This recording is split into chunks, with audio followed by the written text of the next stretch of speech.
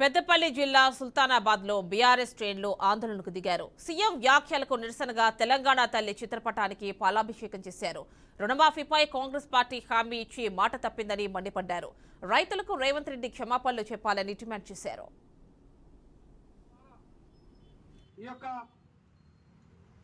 రైతు దీక్ష పూర్వకంగా కృతజ్ఞతలు తెలియజేస్తా ఉన్నాను. అందరూ కూడా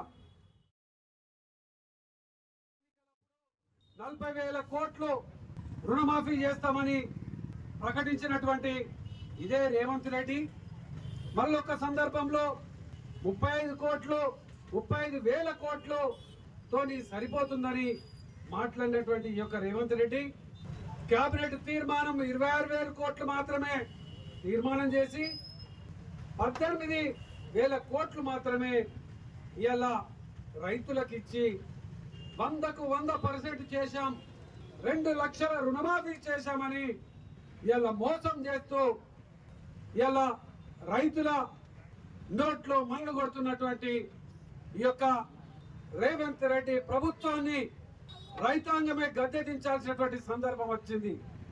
అందుకోసమే బీఆర్ఎస్ పార్టీ మొదటి నుండి ప్రజల పక్షాన, ప్రజల ఆకాంక్ష కోసం, ప్రజల ఆలోచన కోసం ఉద్యమాలు చేసినటువంటి పార్టీ.